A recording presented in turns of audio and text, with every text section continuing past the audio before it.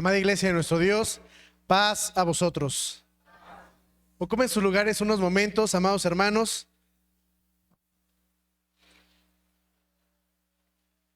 Vamos a estudiar una porción de la palabra de nuestro Dios en esta oportunidad, en este día de sábado. Me gustaría recordar cuál es la temática de este culto vespertino, qué es lo que estamos analizando en esta parte del día sábado. ¿Se acuerdan? ¿Recordarán? Profecía. Y para poder entender la profecía, tenemos que iniciar desde los 4 imperios universales. El sábado anterior vimos el primer imperio universal. ¿Cuál es ese primer imperio universal? Babilonia. ¿Y el segundo imperio universal, cuál sería? Medos y persas. Ya nos pusieron la presentación y eso nos va a ayudar a tener claridad. Vamos a iniciar con la palabra de nuestro Dios. Quiero invitarlos a que abramos nuestras escrituras en el libro de Daniel, en su capítulo número 2. Libro del profeta Daniel, capítulo número 2, versículo número 31. Dice de la siguiente manera: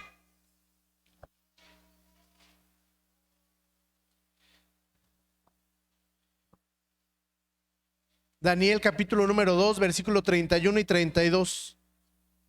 Tú, oh rey, veías, y he aquí una grande imagen, esta imagen que era muy grande y cuya gloria era muy sublime, estaba en pie delante de ti y su aspecto era terrible.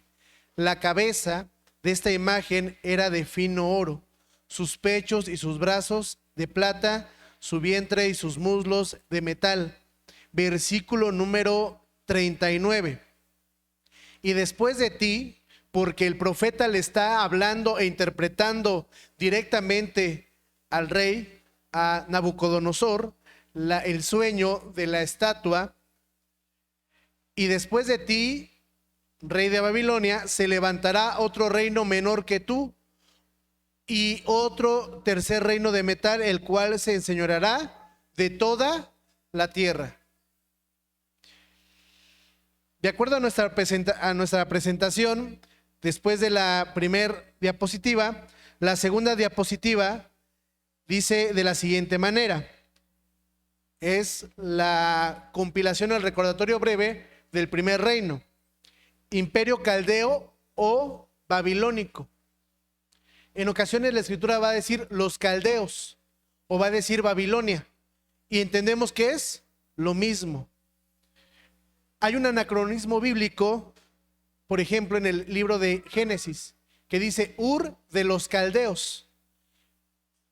Los caldeos no existían en ese tiempo, en el tiempo en el que está hablando Abraham, pero se entiende que es el lugar que posteriormente ocupan los caldeos. Entonces, por eso se utiliza ese anacronismo bíblico para ubicar sobre todo el espacio.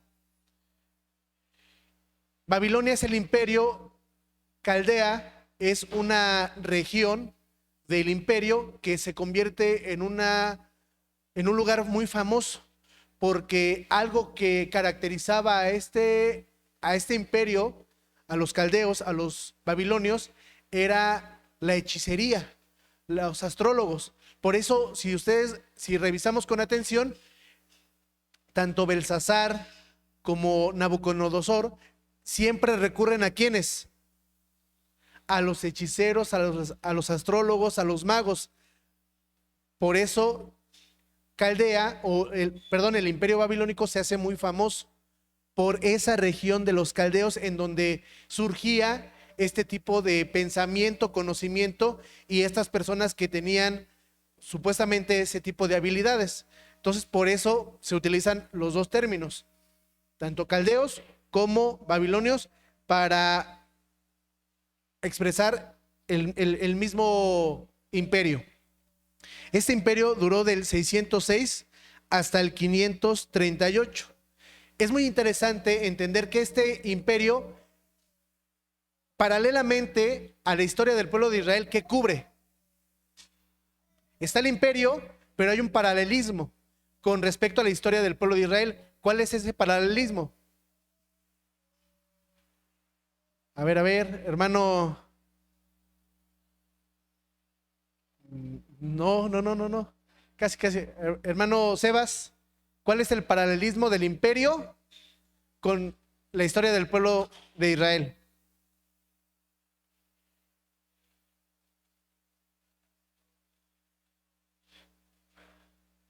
Así es, el imperio babilónico tiene el paralelismo, el auge y el dominio del imperio babilónico tiene que ver con el paralelismo, que es el momento en el que el pueblo de Israel es exiliado. ¿A dónde? Llevado a cautivo, llevado en cautiverio. ¿A dónde?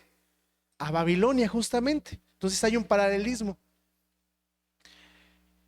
Tenemos varias figuras bíblicamente hablando que representan al imperio. En esta lectura de Daniel 2 vemos que es la cabeza de oro. O sea, el relato de la historia, de la interpretación de la estatua va de arriba hacia abajo, es decir, empieza en la cabeza y conforme va avanzando el tiempo y la interpretación va hacia abajo. También se conoce como la primera bestia, es decir, el león con alas de águila. El profeta Joel lo representa como una oruga, el profeta Zacarías lo representa como carros que vienen de los 4 puntos de la tierra. Posteriormente, vamos a la siguiente parte. Vamos a ver, hermanos, primeramente lo que dice, antes de pasar a la siguiente página, a la siguiente diapositiva, lo que menciona segundo libro de las Crónicas, capítulo número 36.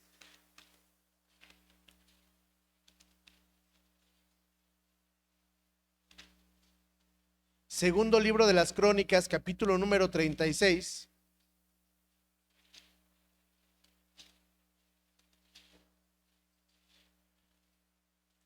Versículo número 18 dice de la siguiente manera.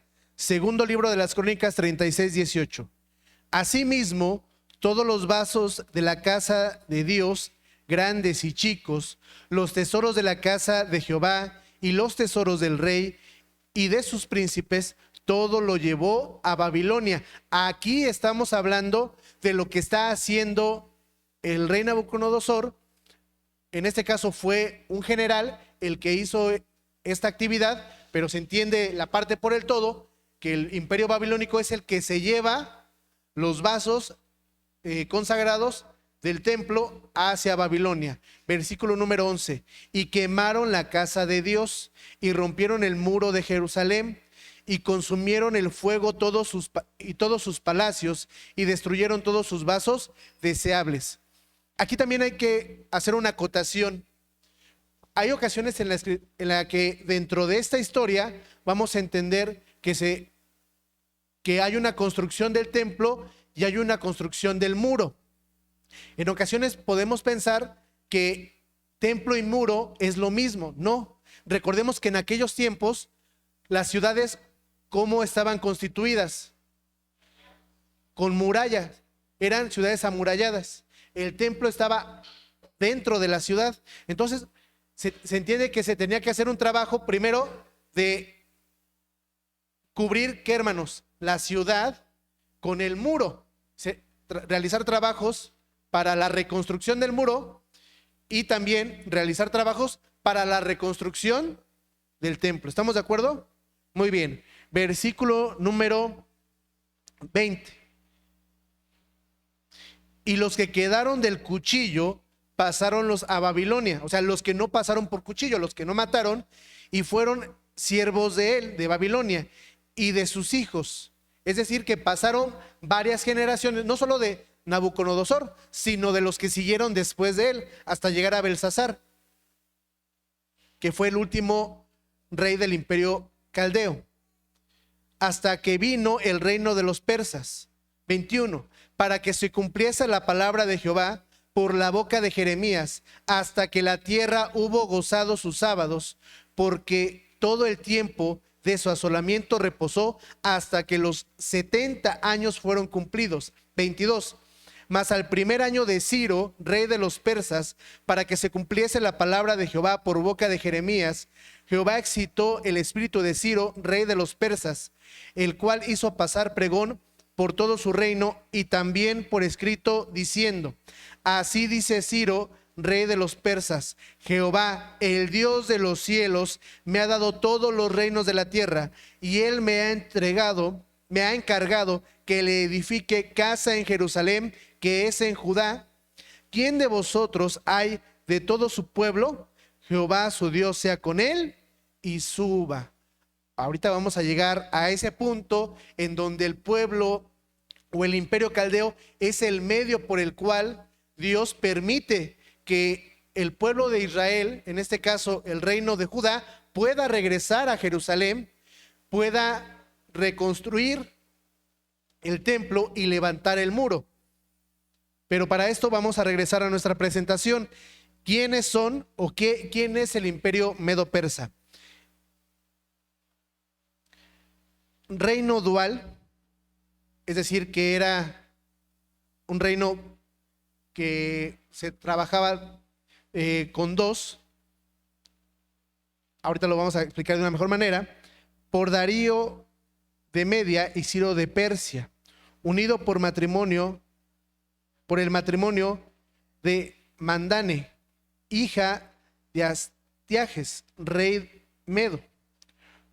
Esta mujer se casa con Cambises I, que es persa, y que este Cambises posteriormente se convierte en el padre de Ciro el Grande. El imperio medo-persa abarca del 538 hasta el 331.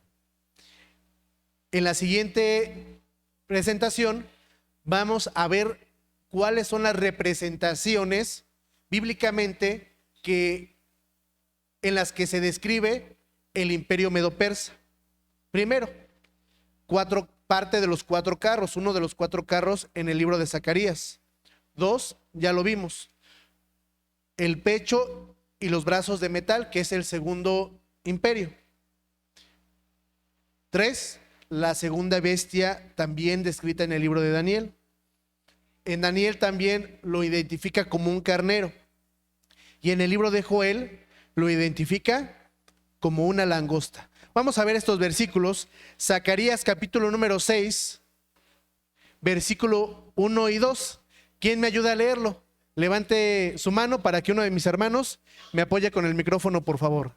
Zacarías capítulo número 6, versículos 1 y 2.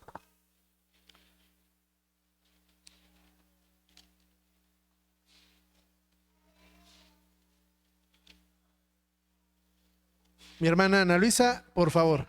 Gracias. Dice: de nuevo alcé mis ojos y miré, y he 4 carros que salían entre 2 montes, y aquellos montes eran de bronce. En el primer carro había caballos alazanes, en el segundo caballos negros.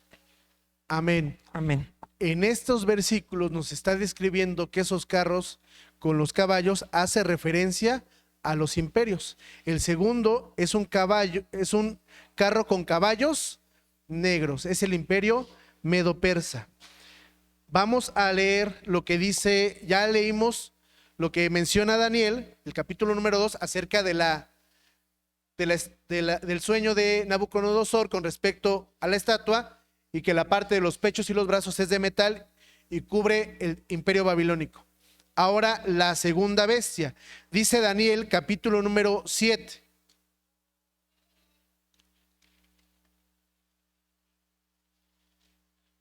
Profeta Daniel capítulo número 7, versículos 1 al 5, dice de la siguiente manera: en el primer año de Belsasar, rey de Babilonia, vio Daniel un sueño y visiones de su cabeza en su cama. Luego escribió el sueño y notó la suma de los negocios. Es decir, que Daniel soñó, aquí no está interpretando el sueño de alguien, sino que a él le fue revelado en sueño. ¿Qué hizo para que no se le fuera la idea? Porque, hermanos, hay ocasiones en las que soñamos, nos despertamos y decimos, ay, es que sí me acuerdo de lo que soñé, pero conforme va pasando el día, ya se nos olvidó. Entonces, para que a Daniel no se le olvidara, ¿qué es lo que hace Daniel? Se despierta y escribe. Y no solamente escribe, sino que gracias al Espíritu de nuestro Dios que hay en Daniel, le puede dar una interpretación. Por eso dice, y notó la suma de los negocios. Versículo número 2, habló Daniel y dijo, veía yo en mi visión de noche, y aquí que los 4 vientos del cielo combatían en la gran mar. ¿Cuáles son esos 4 vientos, hermanos? Norte, sur, este y oeste. ¿Y cuál es la gran mar?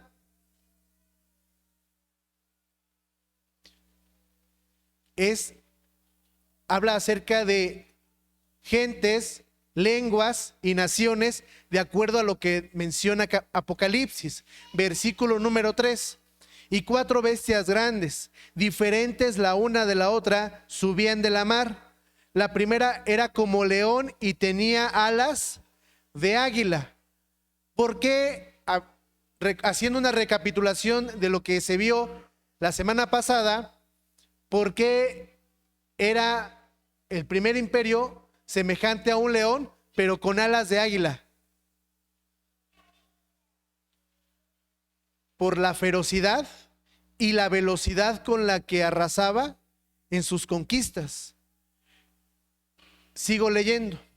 Yo estaba mirando hasta tanto que sus alas fueron arrancadas y fue quitada de la tierra, y púsose enhiestas sobre los pies a manera de hombre, y fuele dado corazón de hombre. Aquí también está metiendo un poco de referencia acerca del tiempo en el que Nabucodonosor tuvo una patología en la que se comportaba como una bestia. ¿Se acordarán? Que se le menciona. Él ve un sueño, Daniel se lo interpreta y le dice, yo vi un árbol, y de ese árbol las bestias pues tenían alimento y tenían sombra. Y le dice Daniel, pues tú eres ese árbol. Y después se menciona que es cortado, etcétera. Y Daniel le dice, tú tienes que tener cuidado, porque si te ensoberbeces, vas a ser como una bestia. Pasa el tiempo, Daniel ya le había advertido y empieza a hablar de manera soberbia. Y dice que en ese momento su comportamiento fue ahora como el de una bestia. Es decir, que no sufre, que en algunos grupos mencionan que sufrió una metamorfosis. No fue así, porque dice que el pelo le creció y las uñas le crecieron. Pues sí, cuando uno no se cuida, ¿qué pasa, hermanos? Pues es un crecimiento natural, le crece a uno el cabello, el vello, si uno tiene barba, etcétera. Y también las uñas. Y dice que se comportaba como una bestia, es decir, que tenía la patología en la que Nabucodonosor se convertía como una bestia del campo. Y por eso dice, y después le fue dado corazón de hombre. Pasa el tiempo, pasan los años, y ahora sí se le revierte esta condición, y hay un acto de humildad, de humillación por parte de Nabucodonosor, y reconoce que el Altísimo es, valga la redundancia, es el Todopoderoso, que el único Dios alto es el Dios de Israel. Versículo número 5.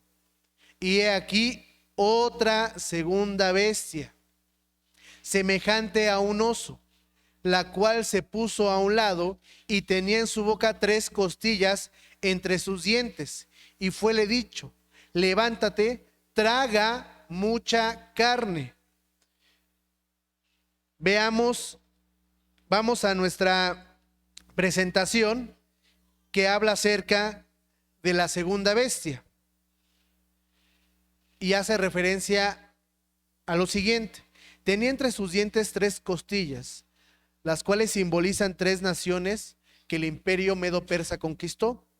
Una de ellas fue Babilonia, otra de ellas fue Lidia y otro de ellos fue Egipto, que en ese tiempo eran grandes ciudades, en este caso aún el mismo imperio babilónico.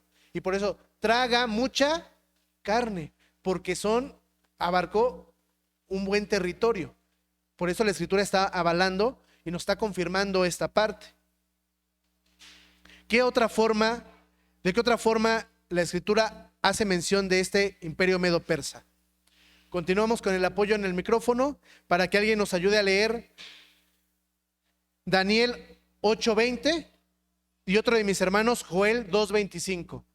¿Quién me ayuda con Daniel 8:20? ¿Mi hermana Patti con Daniel? No, mi hermana Patti nos ayuda con el micrófono. Mi hermana lee Daniel, ¿verdad? Y alguien que me ayude con Joel, por favor. Aún estaba hablando y orando y confesando mi pecado y el pecado de mi pueblo Israel, y derramaba mi ruego delante de Jehová mi Dios por el monte santo de mi Dios. Amén. 8:20, mi hermana. Daniel 8:20. Sí. Aquel carnero que viste, que tenía cuernos, son los reyes de Media y de Persia. Amén. Amén. Entonces, ¿cuántas formas llevamos? A ver, examen. Formas. Imperios, ahorita llevamos 2. Formas en las que se interpreta al imperio medo-persa.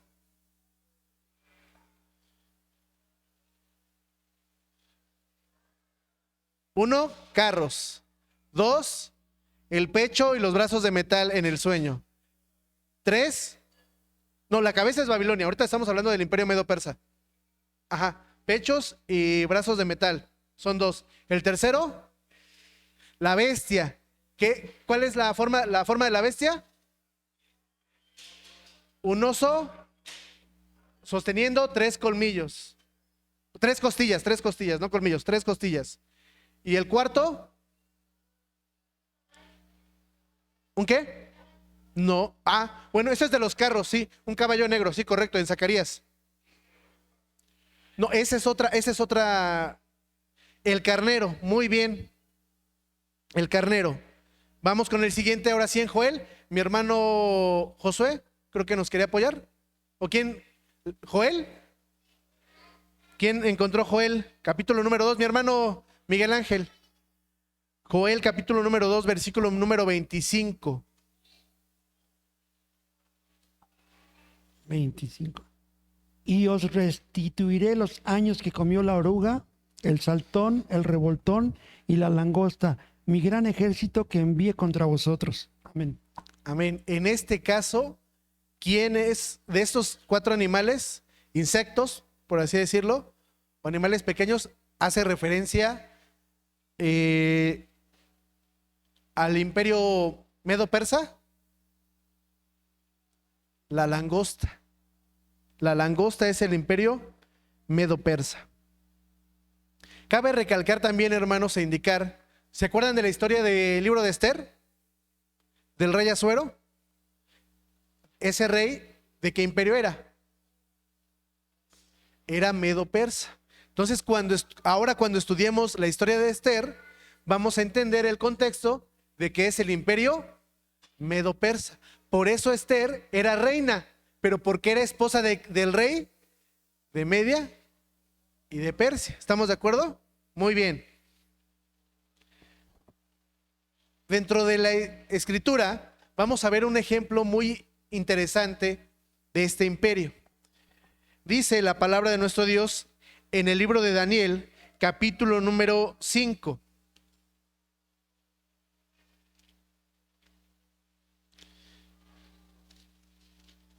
Daniel en su capítulo número 5 menciona el versículo número 1. Dice de la siguiente manera: el rey Belsasar hizo un gran banquete a 1000 de sus príncipes, y en presencia de los 1000 bebía vino.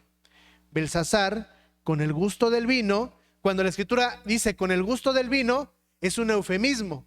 Y nos está indicando que cuál ya era la condición de Belsasar, que ya tenía, que había bebido mucho, ¿estamos de acuerdo?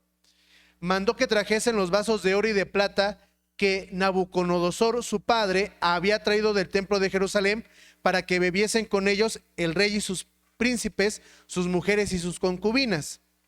Recordemos que estos vasos eran consagrados, o sea, tenían una función específica. 3. Entonces fueron traídos los vasos de oro que habían traído del templo de la casa de Dios, que estaban en Jerusalén, y bebieron con ellos el rey y sus príncipes, sus mujeres y sus concubinas. Bebieron vino y alabaron a los dioses de oro y de plata, de metal, de hierro, de madera y de piedra.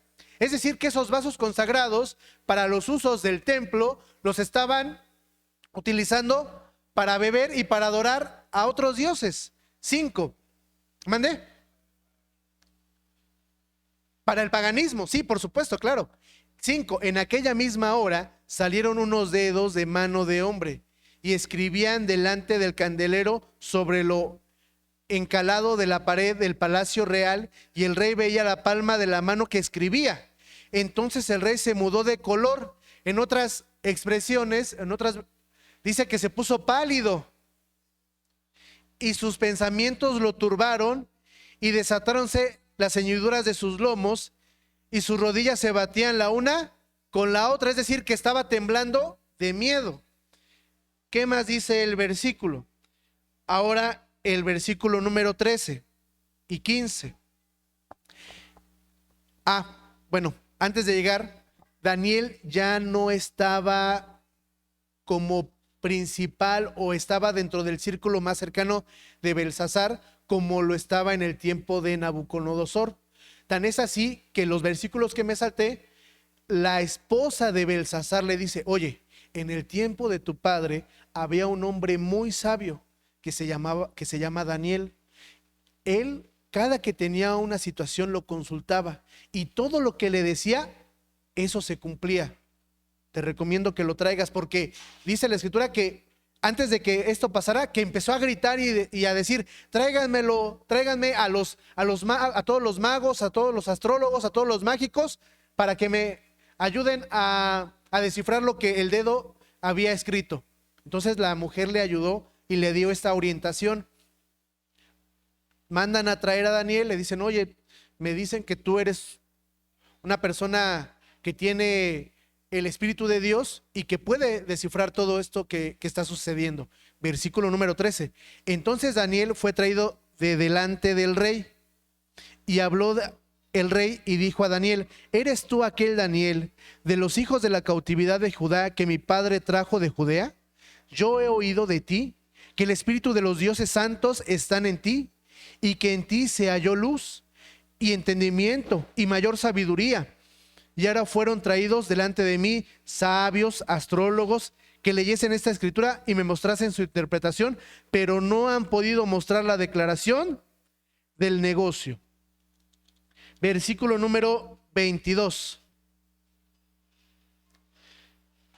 En los demás versículos que me salto, Daniel está diciendo que no es porque él sea una gran persona, que tenga la magia por sí misma, la descripción, sino que siempre Daniel, una de sus características por las que él fue un gran personaje dentro de la escritura y un ejemplo a seguir, ¿cuál ha sido? Su humildad, y que todo siempre se lo reconoce ¿a quién? A Dios. Versículo número 22. Y tú, su hijo Belsasar, no has humillado tu corazón sabiendo todo esto. Antes contra el Señor del cielo te has ensoberbecido e hiciste traer delante de ti los vasos de su casa. Y tú y tus príncipes, tus mujeres y tus concubinas bebisteis vino en ellos. Demás de esto, a dioses de plata y de oro, de metal, de hierro, de madera y de piedra, que ni ven, ni oyen, ni saben, diste alabanza. Y el Dios en cuya mano está tu vida y cuyos son todos tus caminos, nunca honraste. Entonces de su presencia fue enviada la palma de la mano que esculpió esta escritura. Y la escritura que esculpió es Mene, Mene, Tekel, Ufarsin. la declaración del negocio es, o la interpretación de las palabras son: Mene, contó Dios tu reino y halo rematado. Y Mene se escribe dos veces, ¿se acuerdan? Mene, mene, es decir, que confirma la sentencia. Contó Dios tu reino y halo rematado. Otra vez, contó Dios tu reino y halo rematado. Tequel, pesado has sido en balanza y fuiste hallado falto. Pérez, tu reino fue rompido y es dado a medos y persas. Como paréntesis rápido, en ocasiones pensamos que la palabra rompido la escuchamos como mal, ¿no? ¿Y qué decimos? No se dice rompido, ¿no? Tampoco rotado, se dice roto. No, pero rompido es una palabra que ya está en desuso, pero que antes sí se utilizaba. Por eso se expresa de esta manera. Versículo número 28, releo. Pérez, tu reino fue rompido y es dado a medos y persas. Entonces mandándolo Belsasar, vistieron a Daniel de púrpura y en su cuello fue puesto un collar de oro y pregonaron de él que fuese el tercer señor en el reino. La misma noche fue muerto Belsasar, rey de los caldeos. ¿Qué estaba buscando Belsasar con Daniel? Pues lo adorno, le doy lo visto, le doy realce, a ver si eso me ayuda a que Dios tenga misericordia y la sentencia no se cumpla. Pero ¿qué pasó con Belsasar? Dice que la misma noche fue muerto. 31. Y Darío de Media tomó el reino, siendo de 62 años. Quiero ahora llevarlos a la siguiente lámina. Imperio que sirve a Dios. ¿Por qué imperio que sirve a Dios? El imperio medo-persa fue el instrumento que Dios utilizó para que el pueblo de Israel regresara del exilio de Babilonia hacia Jerusalén. Daniel, a pesar de que trabajó para el imperio babilónico y para el imperio medo-persa, él no regresó, él murió en aquel imperio medo-persa, en las tierras del imperio medo-persa. Con la ayuda del imperio medo-persa se establecieron varios decretos. Uno de ellos, se estableció un solo decreto, pero después lo voy a ir explicando. El primer decreto, para que regresen del exilio y puedan reconstruir el templo y puedan levantar el muro, lo dio en el 536 el rey Ciro. Se suspende la obra en el tiempo de Cambises. Pasa el tiempo y en el tiempo de Darío se confirma el decreto y realizan más obras del 519 al 515. Se vuelve a interrumpir la obra y hay una tercera y última confirmación hasta terminar el trabajo, que es en el tiempo de Artajerjes Longímano, en el 457. Y vamos a ver un versículo que es muy interesante. Dice Isaías capítulo número 44. Ya leímos uno en segundo libro de las Crónicas, en el que el mismo rey decía: es que Dios me ha dado los reinos de la tierra.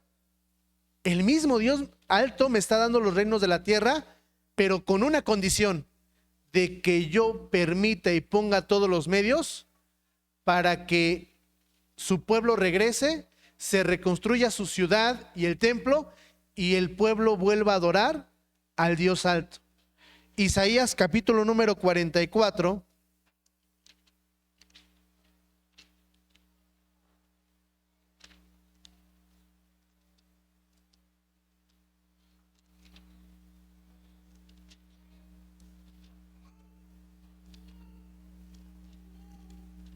Dice el versículo número 28. Que se dice de Ciro: es mi pastor.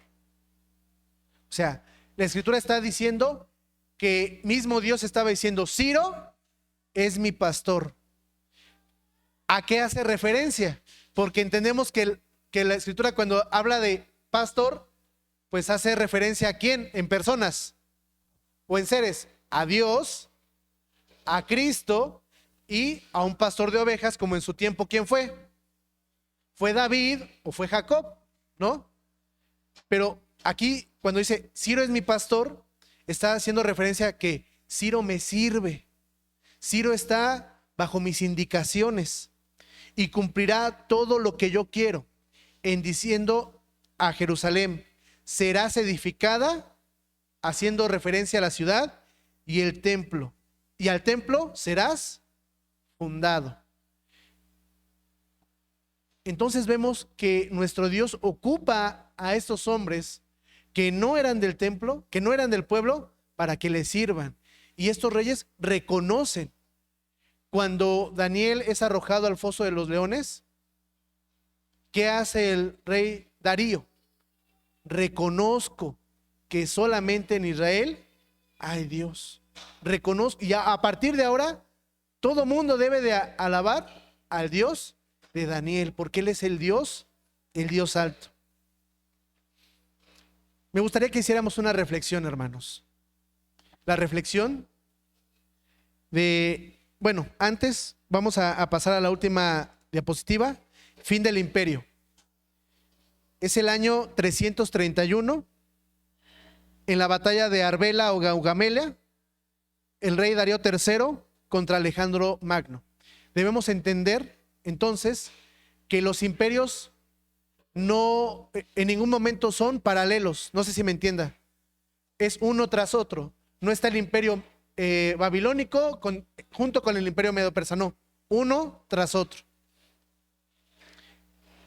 Hace tiempo, hace algunos años, tuvimos una escuela acerca de la batalla de Gaugamela, en el que estamos viendo que es donde el imperio medo-persa pues pierde ese poderío, ese poder. Quisiera entonces, hermanos, hacer una reflexión. Belsasar toma decisiones que no son correctas. En el calor de la celebración, con la influencia del alcohol, toma decisiones que no son adecuadas. Y dice la escritura que el mismo Dios decide poner su vida en qué, hermanos, en balanza. ¿Cómo estaba su vida? Hoy también tenemos que poner nuestra vida en balanza. ¿Cómo estamos delante de Dios? Porque la indicación fue puesto tu reino en balanza y fuiste hallado falto. ¿Qué le faltó? Lo que le dijo Daniel, te faltó humildad, te faltó reconocer que solamente hay un Dios, te faltó reconocer que cada cosa tiene su tiempo. Nosotros estamos hoy en este momento en esa posición en la que podemos decir qué es lo que me está faltando o qué es lo que no estoy haciendo para que en el momento que Dios me llame al polvo de la tierra, yo no sea hallado falto. ¿Cuál es la pesa y cuál es el resultado de la pesa que Dios va a hacer en mi vida? Porque, ¿qué quiso hacer Belsasar con Daniel? Vestirlo y que eso fuera algo que él pensaba que podía agradar a Dios y que le iba a perdonar, pero en pocas palabras ya era demasiado tarde. Así es, mientras dice, parafraseamos lo que dice Eclesiastés, mientras tenemos vida, ¿qué tenemos? Tenemos esperanza. Podemos cambiar esa balanza. Y así lo dice la palabra de nuestro Dios. Mateo capítulo número 7, 2 versículos más para concluir esta plática de nuestro Dios. Mateo capítulo número 7.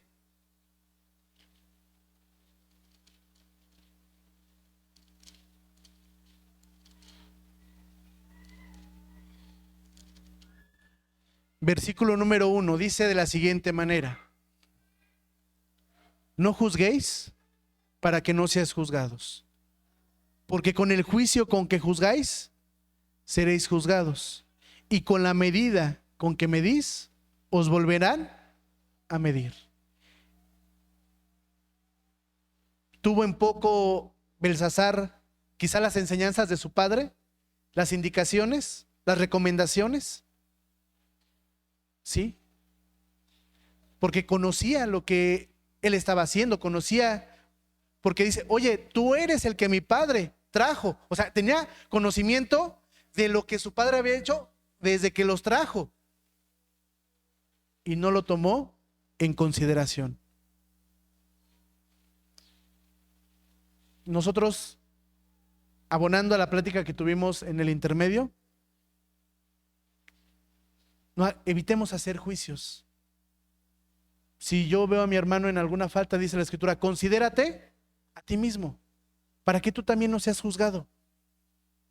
Vamos a acercarnos, a preguntarle qué es lo que está pasando, por qué está teniendo esa actitud, ese comportamiento.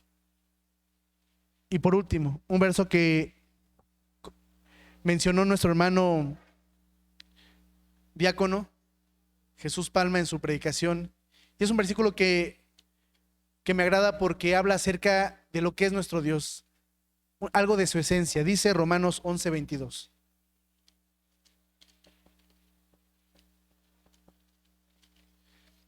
Dice la palabra del Eterno, y con esto vamos a concluir. Romanos capítulo número 11, versículo número 22. Es importante siempre profundizar en la palabra de nuestro Dios, pero también es importante tener conceptos claros de lo que es el Eterno, de lo que significa su presencia en nuestras vidas y de lo que significa el compromiso que hemos adquirido al ser parte, y la bendición al ser parte de ese pueblo escogido. Dice el versículo número 22, Romanos 11:22. Mira pues la bondad, pero que también tienes que mirar la severidad. Así como Dios es bueno, es amador, también como es, en ocasiones es severo, es castigador, reprende. La severidad, Dios utiliza la severidad ciertamente en los que cayeron, ciertamente en los que cometieron algún error, ciertamente en los que, como dice la Escritura, no tuvieron a Dios en su noticia. Mas la bondad, mas lo bueno de Dios para contigo, si permaneces en la bondad, pues de otra manera tú también serás. Si permanecieres en la bondad, pues de otra manera tú también serás cortado. Veamos a Dios en esta dualidad. Pero Dios no es severo con el que por simple razón de ser severo, sino que nosotros estamos fallando. Nosotros en la pesa, en la medida, estamos siendo faltos. Consideremos nuestros caminos. Tiempo tenemos. ¿Cuánto? No sabemos. Así que a partir de este momento, cambiemos. Procuremos acercarnos más a Dios para que no nos tome como faltos delante de Él y que seamos cortados de su presencia. Que el Señor los bendiga mucho, hermanos. Paz a vosotros.